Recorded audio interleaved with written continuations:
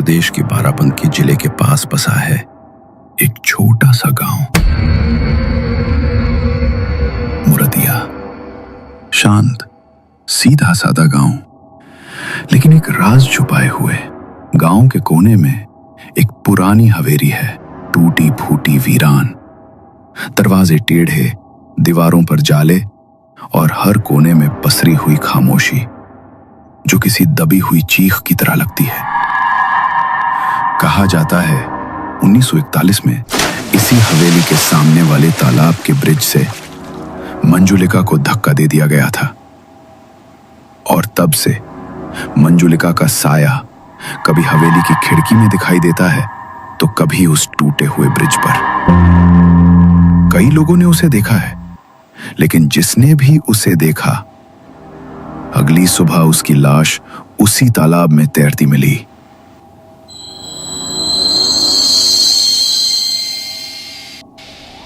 हल्की ठंडी हवा चल रही थी, झींगुरों की आवाजें लगातार सुनाई दे रही थी। कहीं दूर से कुत्तों के भौंकने की मध्यम आवाज गूंज रही थी। चाय के एक पुराने ठेले पर लालटेन की टिमटिमाती रोशनी अजीब सा सुकून और डर दोनों पैदा कर रही थी। चारों दोस्त अर्जुन, रागिनी, अंकित और मीनल गर्म चाय के कुल्हड़ हाथ में लिए बेंच पर बैठे थे। अर्जुन ने चाय की चुस्की लेते हुए हल्की गंभीरता में कहा, अरे तूने सुना, आज सुबह फिर एक लाश मिली है उसी तालाब में, वही ब्रिज के पास। हाँ, मैंने भी पढ़ा अखबार में। पुलिस को है ना कुछ करना ही नहीं है, हर चीज को मंजुलिका का साया कहकर टाल देते हैं ये लोग। सीरियसली यार, कौन सी सदी में जी रहे हम लोग। आज भी लोग भूत प्रेत आत्मा इन सब चीजों पे यकीन करते हैं। कितना अंधविश्वास है, सब अनपढ़ों की बातें हैं। तभी उस ठेले के पास एक बूढ़ा आदमी आता है, जिसकी कमर जमीन की तरफ झुकी हुई है, चेहरा झुर्रियों से भरा हुआ और आंखें जैसे अंदर समा गई हों। वो उन चार दोस्तों की तरफ देखते हुए कहता है, हंसी उड़ाना आसान है बच्चों, पर उस हवेली में सिर्फ दीवारें नहीं है, वहां एक कहानी आज भी अधूरी है। एक आत्मा है जो अब भी इंतजार कर रही है, अपने धोखेबाज प्यार से हिसाब बराबर करने का। कौन सी आत्मा काका? क्या हुआ था उस हवेली में? ताका एक गहरी सांस लेते हैं। लालटेन की टिमटिमाती लो उनके चेहरे को रहस्यमय अंदाज में उजागर कर रही थी। बेहद धीमी लेकिन भारी आवाज में उन्होंने बोलना शुरू किया। साल था 1941। मंजुलिका उस गांव की सबसे खूबसूरत लड़की थी। उसकी आवाज में ऐसी मिठास थी जैसे कानों में घंटियों की मधुर सी आवाज खुल जाए, और चेहरा जैसे चांद खुद जमीन पर उतर आया हो। मंजुलिका को कृष्णा से प्यार हो गया था। दोनों एक दूजे के बिना रह नहीं सकते थे और एक दूसरे में ही अपनी दुनिया देखते थे, लेकिन किस्मत को शायद ये मंजूर नहीं था। समाज ने उन्हें एक नहीं होने दिया। मंजुलिका की शादी बचपन में ही तय हो चुकी थी।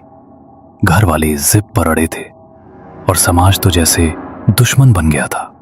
एक दिन मंजुलिका ने कृष्णा से कहा, अगर साथ जी नहीं सकते तो कम से कम साथ मर तो सकते हैं। कृष्णा ने भी हामी भर दी। दोनों ने रात चुनी हवेली के सामने वाला पुराना ब्रिज और नीचे बहता गहरा तालाब। मंजुलिका ने कृष्णा का हाथ थामा और आंखों में आंसू लेकर मंजुलिका ने तालाब में छलांग लगा दी, पर कृष्णा वहीं के वहीं खड़ा रहा। ना उसने छलांग लगाई, ना उसे रोका, बस चुपचाप खड़ा होकर देखता रहा और फिर बोला, चलो जान छोटी, बहुत परेशान कर रही थी। और 2 दिन बाद कृष्णा की लाश उसी तालाब में तैरती मिली। कहते हैं मंजुलिका की आत्मा लौट आई थी, प्यार में मिली बेवफाई का बदला लेने। अब हर दिन उसका साया ब्रिज पर दिखता है। सफेद साड़ी, गीले बाल और लाल डबडबाई आंखें। और जो भी उसे देखता है, अगली सुबह उसकी लाश तालाब में मिलती है।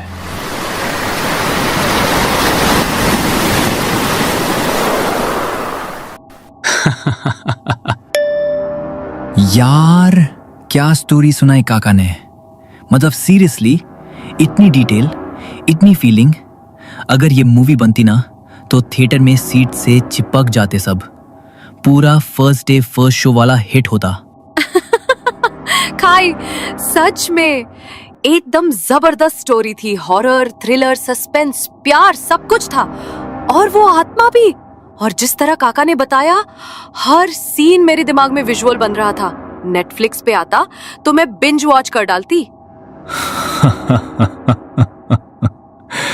और इस स्टोरी का प्लॉट, उफ भाई, सच में ऐसा लगा जैसे कॉन्जरिंग और डीडीएलजे की शादी हो गई हो।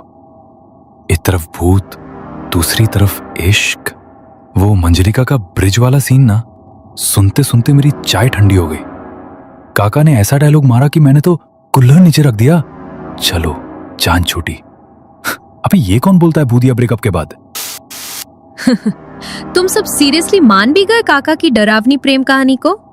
मतलब प्यार, धोखा, ब्रिज, आत्मा और फिर क्लाइमेक्स में चलो जान छूटी। काका को ऑस्कर दिलवा दो कोई।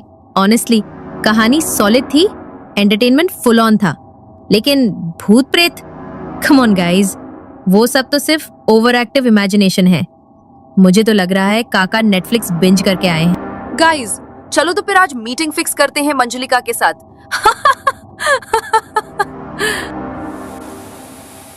काका धीरे से खड़े होते हैं। उनकी आंखों में चेतावनी साफ झलक रही थी।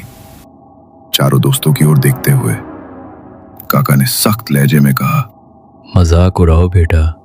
बहुतों ने हंसी उड़ाई थी, फिर वही हंसी उनकी चीख में बदल गई।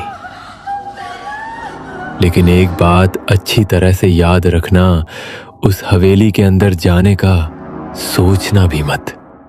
जो वहां गया वो कभी लौट के नहीं आया।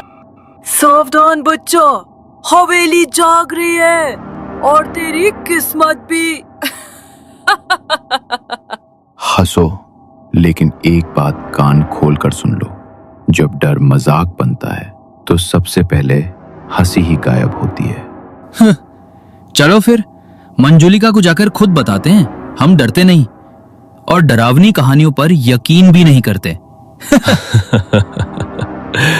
और अगर सच में भूत मिला तो मैं उसी वक्त रील्स बना दूंगा।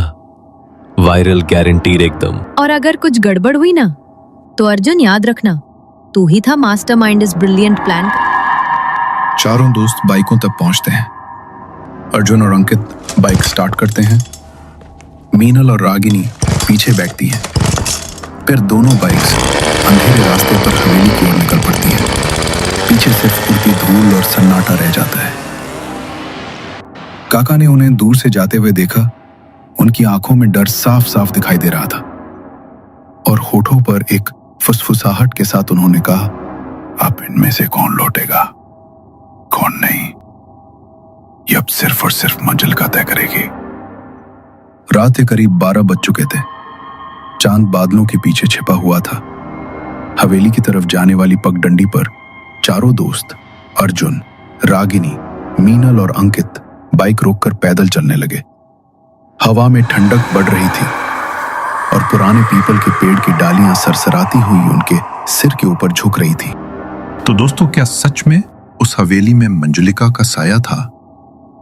क्या हुआ उन चार दोस्तों के साथ? जानने के लिए सुनिए अगला एपिसोड।